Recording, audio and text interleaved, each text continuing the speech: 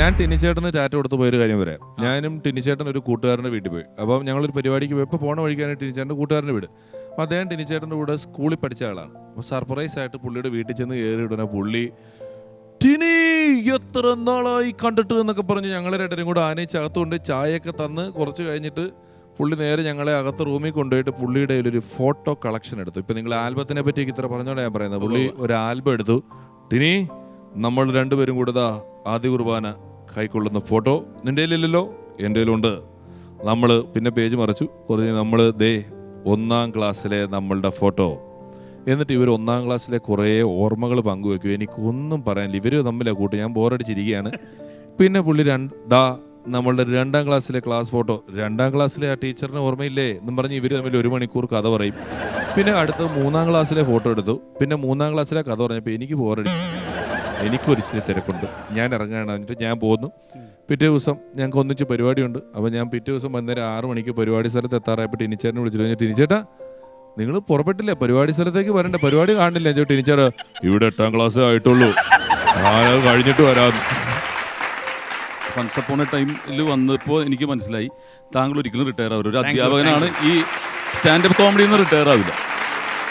നമ്മളെന്താണ് ചെയ്യുന്നത്, പ്രസൻറ്റബിൾ ആകുക എന്നതാണ് ഏറ്റവും വലിയ സൗന്ദര്യം. നിങ്ങൾ ഒരാളുടെ മുമ്പിൽ നിൽക്കാൻ സാധിക്കുക, ആ ഒരു ധൈര്യം. ഇപ്പോൾ എത്രയോ കോടി ആൾക്കാരുണ്ട്, അതിൽ നിങ്ങൾ എത്രയോ നേരം ഈ സ്ക്രീനിൽ നിറഞ്ഞു നിൽക്കുന്നു, അതാണ് സൗന്ദര്യം. അത് പ്രസൻറ്റ് ചെയ്യാൻ പറ്റുന്ന ചില ഭാഷയുടെ വ്യത്യാസങ്ങളാണ് ചില വിഷയങ്ങൾ. അങ്ങനെ ഒഴൂർ കൃഷ്ണൻ എന്ന് പറഞ്ഞ കലാപോലും ഉണ്ടായിരുന്ന കൃഷ്ണൻ ജൂനിയർ മാള. അപ്പോൾ പുള്ളിയുടെ വീട്ടിലേക്ക് ഞാൻ കുറച്ച് കുറുവട്ടശ്ശേരി സ്ഥലത്തെ വീട് തിരൂർ കുറേ കാലം മുമ്പ് ചെന്നു. പുള്ളി പോയി മിമിക്രിയും കാര്യങ്ങളൊക്കെ നിർത്തി പുള്ളിയുടെ ഐസ്ക്രീമും അതുപോലെ മിൽമ ബൂത്ത് അങ്ങനെയൊക്കെ ആയിട്ട് നടക്കുന്ന ഒരു ഏജൻസിയൊക്കെയാണ്. അപ്പോൾ ഞാൻ ഒരു നാടൻ ചങ്ങാതിനൊക്കെ വെച്ച് കണ്ടു. ഏട്ടാ ഈ കൃഷ്ണൻ്റെ വീട് ഏത് കൃഷ്ണനാണ്? തെങ്ങേക്കാരപ്പൻ കൃഷ്ണനാണ്? അല്ല ആ കൃഷ്ണനല്ല ഏട്ടാ, പണ്ട് ഈ മിമിക്രിയൊക്കെ ചെയ്തതിന് കൃഷ്ണൻ്റെ ഇത് ആ മാലയുടെ മോന്താക്കണ കൃഷ്ണനാണ്. അത് മാലയുടെ മോന്ത, അതെന്നാ കൃഷ്ണൻ. ഓണിപ്പോൾ മാളപ്പണിയല്ലേ, ഓനക്ക് ഐസ്ക്രീമിൻ്റെ പണിയല്ലേ ഇത്? മാളപ്പണിയല്ല, മാളപ്പണിയല്ല, ഐസ്ക്രീമിൻ്റെ പണിയല്ലേ. ഞങ്ങളുടെ ട്രൂപ്പിൽ സിനോജ് എന്ന് പറഞ്ഞിരുത്തുണ്ടായിരുന്നു. അപ്പോൾ അവൻ ഈ ഹലോ എന്നൊക്കെ പറഞ്ഞിട്ട് ഭയങ്കര അതിൽ തന്നെ അങ്ങ് ഇപ്പം ചില ആർജകൾ ഈ 10 മണി കഴിഞ്ഞാൽ ആങ്കർമാർ വരുമല്ലേ, പ്രണയഭാവങ്ങൾ മൃദുലമാക്കാൻ എന്നൊക്കെ പറയും. അതുപോലത്തെ ടോണൊക്കെ ഇട്ട് അപ്പം തന്നെ കുളിര് ഒരുക്കുന്ന ഒരുത്തനാണ് ഈ സിനോജ് എന്ന് പറയുന്ന ആങ്കർ. അപ്പോൾ സിനോജ് ഈ സ്റ്റേജിൽ മൈക്ക് ചെക്ക് ചെയ്തുകൊണ്ടിരുന്നപ്പം സൈഡിലായിട്ട് 2 കമ്മിറ്റിക്കാർ നിന്ന് സംസാരിക്കുവാണ്. അതേ പറയെടുക്കാൻ പോയ ആന വരണ്ടോന്ന് കേൾക്കുന്നുണ്ട്, ഉറപ്പല്ല, സംശയമുണ്ട് എന്നൊക്കെ പറയുന്നത് പുള്ളി കേട്ട ഉടനെ തന്നെ പുള്ളിക്കൊരു വാർത്ത കിട്ടിയില്ലോ. പുള്ളി പെട്ടെന്ന് ഒരു ആവേശത്തിന് സുഹൃത്തുക്കളെ ആന വരണ്ട ഉത്സവപ്പറമ്പിലേക്ക് വരുന്നുണ്ട് എന്ന് പറഞ്ഞു. ഓടിയില്ല, ആൾക്കാരെല്ലാം കൂടെ ഭയങ്കര ഓട്ടം. ഈ കമ്മാറ്റിക്കാർ ഇത് കേട്ടത് താൻ ആരോട് ചോദിച്ചിട്ടോ ആന വരണ്ട, ഞാൻ ഒറ്റ അടി കൊടുത്ത് ഈ അടിക്കൊണ്ട് സിനോജ് ഇങ്ങോട്ടിങ്ങ് വന്നു.